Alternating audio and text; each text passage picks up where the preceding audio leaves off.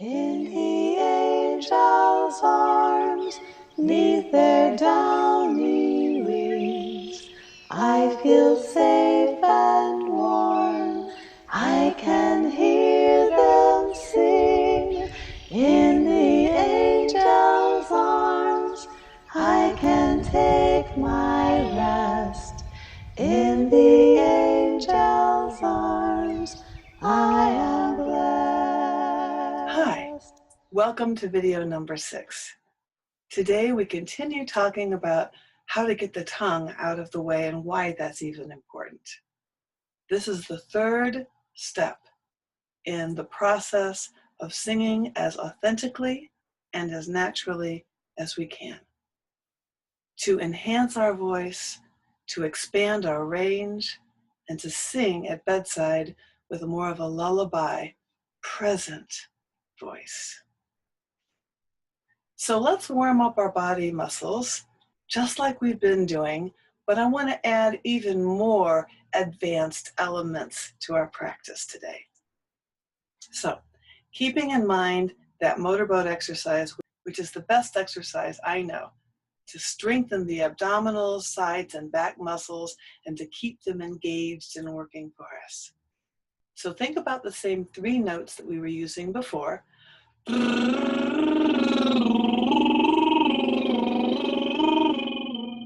And remember, each time that we were doing that in the 5th video, the last video, we were perpetually moving our tongue to touch the tip of it to the gum line behind the top teeth.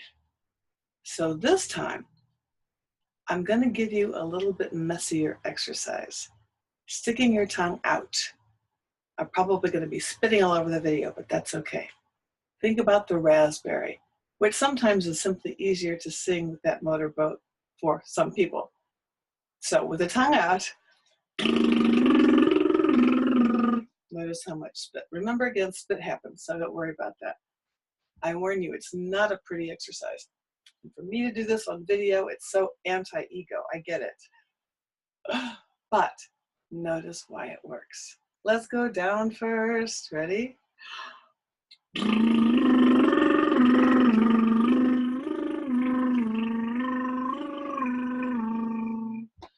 With the tongue out of the mouth, we're doing 3 things at once. The throat muscles have to relax and kind of yawn. The abdominal muscles, sides and back, have to work. And at the same time, the tongue moving forward and out of the mouth helps keep that fat muscle out of the way of the airflow. So we're working with all 3 elements at once, even as we just warm up. So keep going. Ready? Let's go down a little bit more.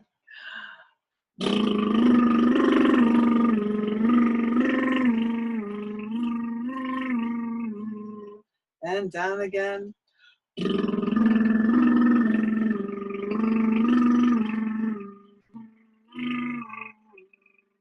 And down one more.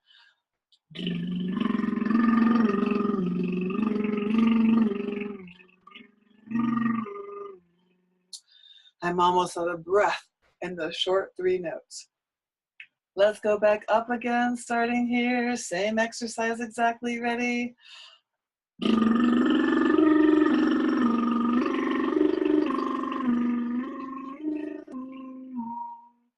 My stomach muscles are working overtime. How about yours? Ready?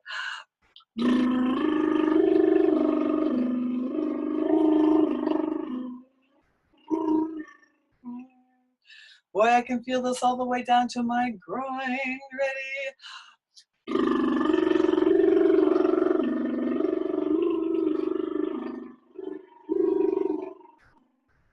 Do it here now.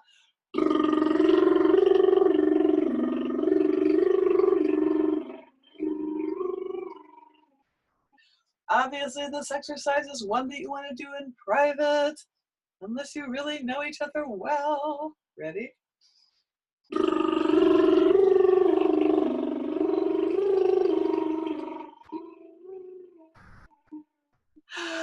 That's all the breath I had. Bigger breath yet.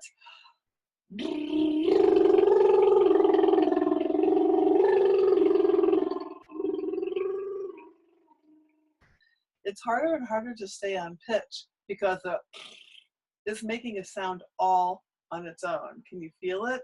I'm kind of singing two different notes, which makes it even more important for me to focus on the note I'm actually wanting to sing and let the splutter happen wherever it's going to, because it will be on a different couple of notes. Ready? Try it here.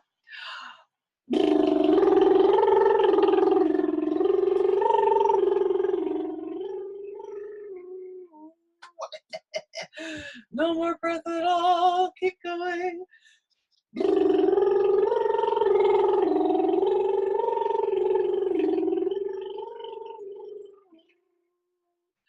Are you noticing that there are two more muscles you can push with?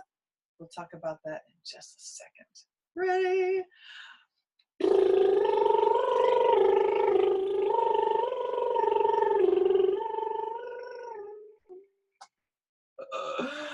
Yes, there are two more muscles I can squeeze with when I can't squeeze anymore with my abdominal muscles. You got that right. The back cheeks squeeze. So, like you're holding a dime between your butt cheeks, squeeze those muscles too. Have all of the muscles tight and contracted from the waist down so that all the muscles, especially now with the tongue hanging out above the waist, stay relaxed. Do it here now, ready?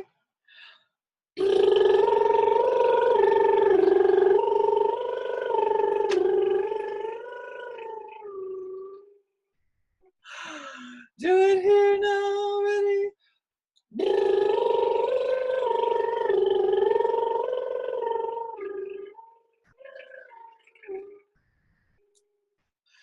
And a couple more.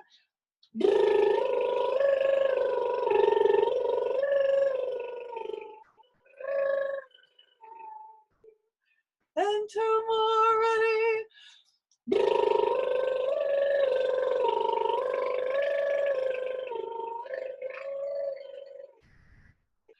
Last one.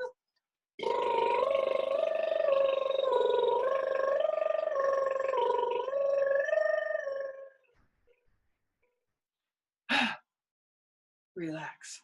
And again, notice how dizzy you might be getting, how much oxygen you're getting into your brain, and why that single exercise beats all of the other ones to heck, because number one, your core muscles are fully engaged because nothing is going on in your throat at all when your tongue is hanging out. Number two, your throat muscles are staying more open because your tongue is hanging out. Number three, with your tongue all the way out of your mouth, your tongue muscles are automatically remembering how to stay flat and forward and out of the way of the resonating chamber when it's in the mouth, the more we practice with it out of the mouth. So let's use this exercise even more practically than just as a warm-up. So I'm going to teach you a new song. It is on the website. It's called In the Angel's Arms. And because of the A vowel, the tongue muscles really want to work overtime, at least for me. So for this song, we're going to be doing it with a couple of different exercises first, then the words in the song, and then I'm going to teach you the higher part. We'll start working with the harmony a little bit. So just listen to the song first, then we'll do it with the exercises. Ready? In the angel's arms, 'neath their downy wings, I feel safe and warm. I can hear them sing. In the angel's arms, I can take my rest. In the angel's arms, I am blessed. One more time. In the angel's arms, 'neath their downy wings, I feel safe and warm. I can hear them sing. In the angel's arms, I can take my rest. In the angel's arms, I am blessed.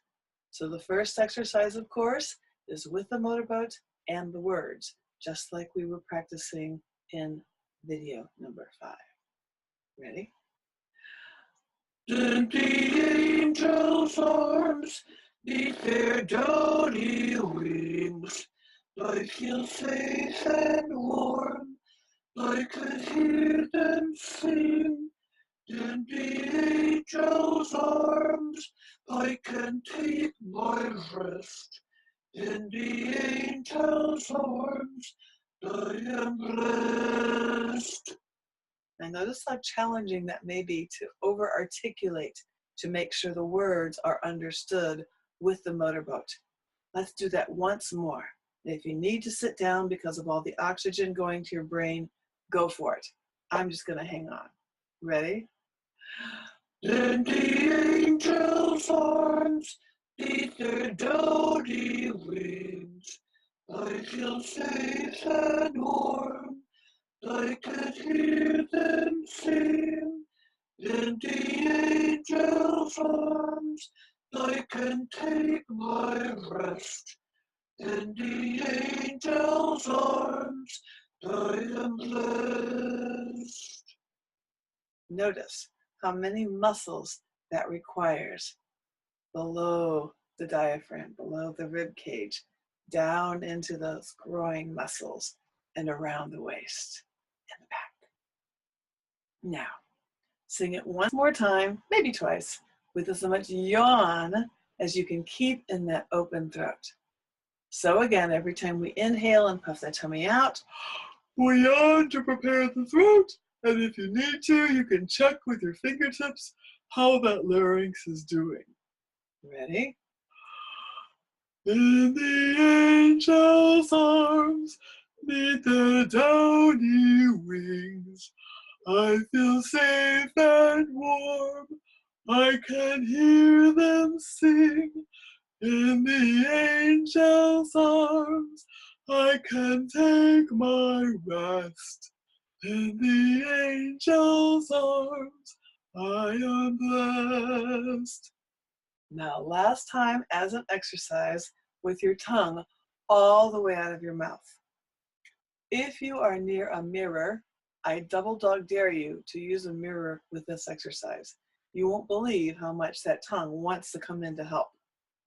Even better, if your fingers are clean and you're comfortable with this, hold your tongue. It feels like a fish trying to get away. So, with as much tongue out as far as you possibly can, try to over-articulate the words again to be understood and feel why this works. Ready? In the angel's arms, neath their downy wings, I feel safe and warm. I can hear them sing. In the angel's arms, I can take my rest. In the angel's arms, I am blessed. Now, wipe off your chin. Now just sing that for real a couple of times, and then we'll talk about why that works if you can't feel it. Ready? In the angel's arms, neath their downy wings, I feel safe and warm. I can hear them sing. In the angel's arms, I can take my rest. In the angel's arms, I am blessed. So think for a minute about an adjective to describe how that feels after we've sung that song a couple of times with the tongue all the way out of the mouth. The only descriptor I can come up with is freedom. I didn't realize how much the back of my tongue wanted to help the vocal production until the tongue was completely out of the way. Then, when I start to sing normally with the tongue in the mouth, I notice that there's so much more air going through, there's so much more freedom of the voice, there's so much more openness of sound. It's amazing how different the voice feels from within my body after I've practiced with the tongue hanging out. So think for a moment about why that works. Think about reclaiming our lullaby, authentic voice for singing at bedside, for singing anything, anywhere, and for speech. Think about reclaiming those parts of our voice in 3 steps. The first being, of course, to strengthen the core, those abdominal muscles, side muscles, and back. And of course, the butt cheeks can squeeze too to help support the sound. So all of the wind coming from those muscles will add strength to the core. That's the first step. The second step then is, of course, to get the throat open and out of the way through practicing with the yawn. So again, I encourage you to speak and sing, especially when you're practicing, with this much yawn as often as possible. Okay?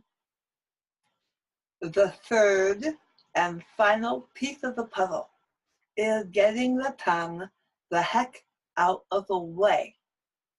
Now, the tongue muscles want to work in the worst way, and often do in the worst way, helping me with certain vowel sounds, as well as with certain notes. When I started climbing up above my chest voice into my head voice, it's the back of the tongue that used to, past tense, help me decide what voice to be in. And that was where the glitch was. Before I ever studied classically, I sounded a lot like this. Ah! Feel that glitch, that Tarzan yodel?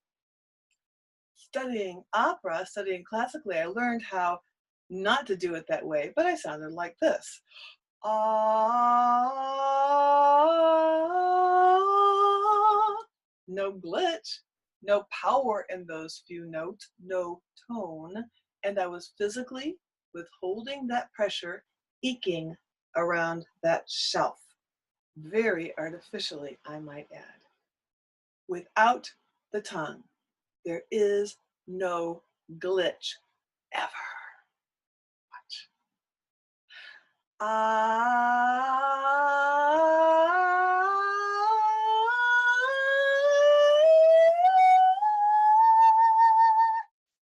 Thank you. Thank you. Isn't that wonderful? So where the glitch used to be is fluid and smooth, and it takes every ounce of muscle energy from the core as I can possibly use.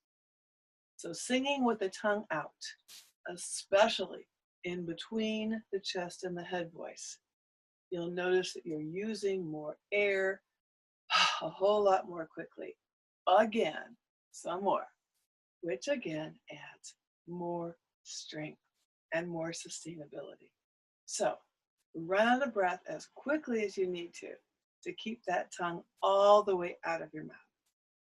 So think about the vowel sounds that we use at bedside.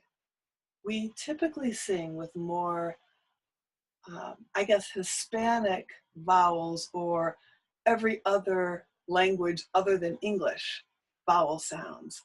When you think about the classical languages, most of them only have 5 vowels. Ah, eh, e, o, and u. Notice how much breath those require. And notice how and and those diphthongs that demand the use of the back of the tongue are nowhere even in those languages. So without the tongue, we can start saying the word angel without that grip. Angel is about as strident a sound as I can get with that A. A. Angel. Angel. I mean, it's a very strange way to practice. I get that. But just like over-breathing the voice for the first couple of weeks, just like yawning like crazy for the next couple of weeks. These next couple of weeks coming up, I double dog dare you to sing and speak with your tongue all the way out of your mouth. Because as we do so, the tongue muscles start to remember how to stay flat and forward and out of the way of the resonating chamber when it's in the mouth, the more I practice with it out of the mouth. So, for the next couple of weeks, I double dog dare you to sing and speak with your tongue all the way out of your mouth. Provided, of course, you are well warmed up in your core and the yawn is in place. Because remember, I can still squeeze my throat shut and stick my tongue out, and that's not at all where we want to be. Once the yawn is in place, then the tongue coming out alleviates that last stronghold of resistance, the tongue. So in the next few videos, we'll be talking more about the nuances of the voice, how to find the sweet spot, how to dissolve the mix even more, how to sing those high notes as if you ain't got no brain, using your whole skull cavity as a resonating chamber, how to blend more easily, how to stay present in the body when we're singing at bedside. All of these ideas and more are coming next. So until then, sing beautifully from the core with as much open space in your throat as possible, and keep that tongue out of the way. And I'll see you for video 7.